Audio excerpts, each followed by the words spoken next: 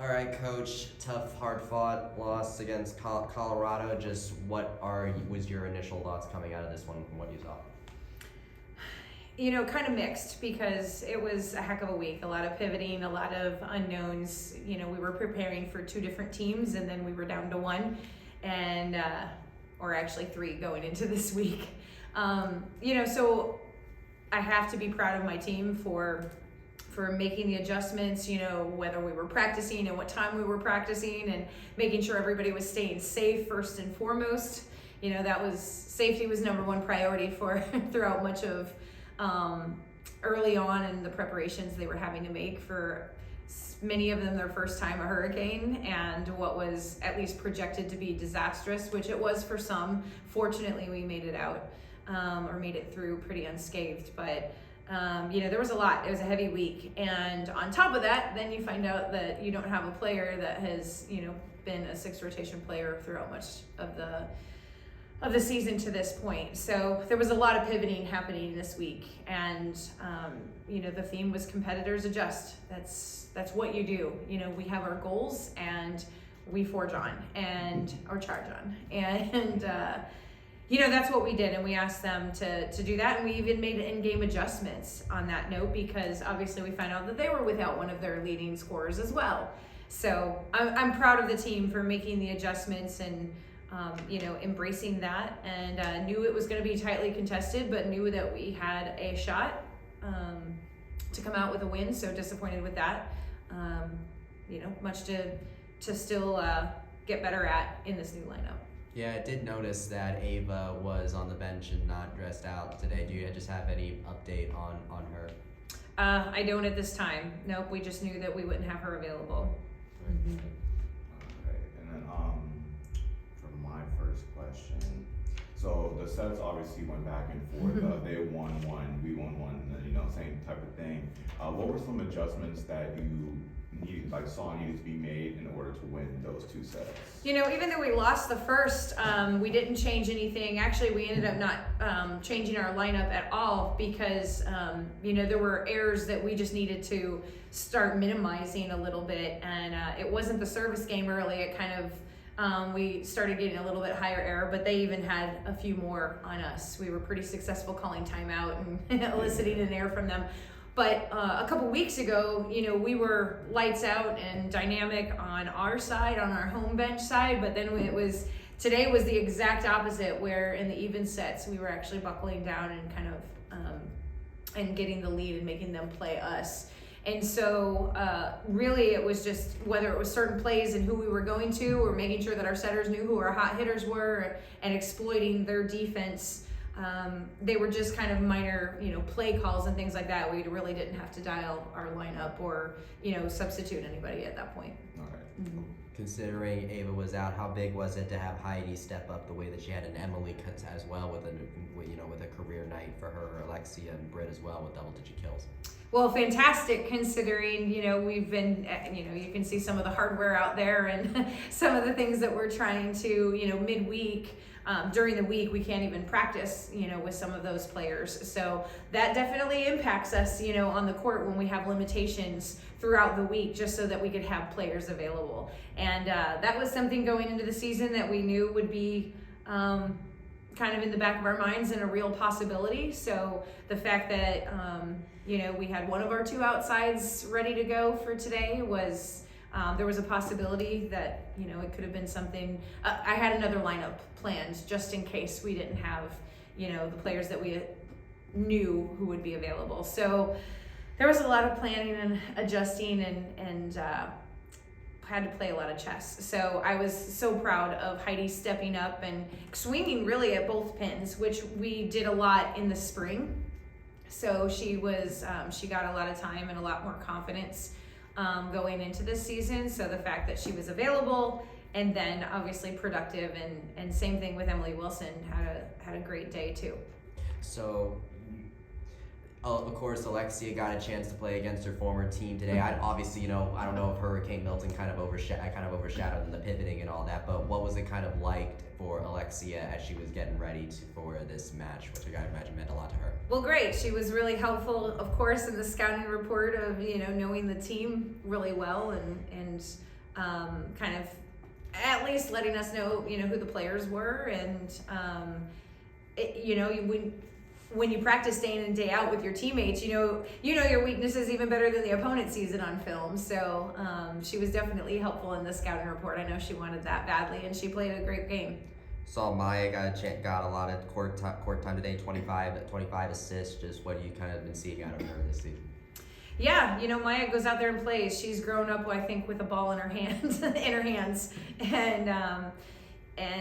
kind of a gym rat that way, and brings some levity and some lightness, and she just goes out there and competes. She's definitely tough on herself, but you kind of have to balance that, the competitor with, okay, these are new experiences. Even though you played volleyball a long time, these are teams that have you pretty well scouted and prepared. So learning that side of the game is still kind of new for her, but we got a lot of production out of her jump serve today at times, and she puts the hitters in position to score. So we talked about errors before this season, 28 for you guys, 16 for Colorado on the attack. Just when you kind of look at that, what do you kind of think about that, what for the development of this team going forward?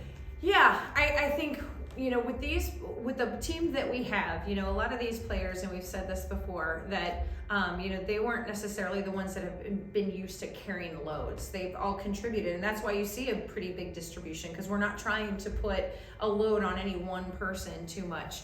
And, on one hand, they ended up with 10. We were out blocking them throughout much of the match. They got, I think it was 3 in the 4th set or something, and where they surpassed us. But for us, it's learning to manage the errors, because we had 28 errors, so 18 of those were in our in our control, for that matter. And I think it's teaching players how to understand. There's times you're going to go for it and there are good misses, but then we've got to dial it back a little bit. No, you can't put it in their lap. They're gonna turn around and convert at this level. But how do we make it tough on them with being that much more sure of it's going to be at least in play without giving them a free point? And we just need to keep cutting that down. Considering the difference in hitting percentage between both of you guys, how was this team able to kind of stay in the game and going into that 5th set? Well, there was a lot of vocal leadership from Chloe Shear. I have to, shout out to her, because she was doing everything she could to keep her game. And that's hard to do as a captain and as a leader when you feel like you're trying to pull so much out of other people and get them to kind of step up vocally. But she was doing a fantastic job of just, keeping them focused and fighting and talking in those huddles and, giving some other people confidence. You had a bunch of alums in the building today. Renata Menchikova was in the stand. You had Aaron Campbell on the commentator. I saw Amber Olsen. Marissa Moravik was here. What's it been like? Coach Dajny was in the stand as well. What was it like to kind of be able to be a part of the program that kind of sees all these alums return every so often?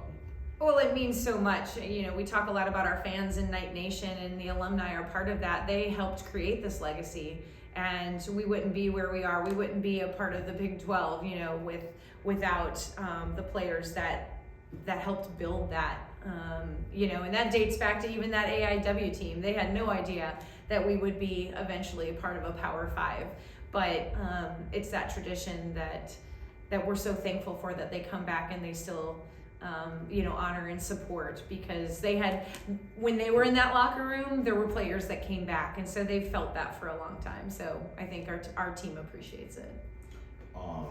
Then for me, going back a little bit, I'm talking about Ava. Obviously, she's been very important in some of the previous wins, and not having her tonight, it impacts the team a little bit. Sure. But obviously, you guys were able to keep a very close game. What are some of the things that the team was able to fulfill, and then the things that Ava brings to the team?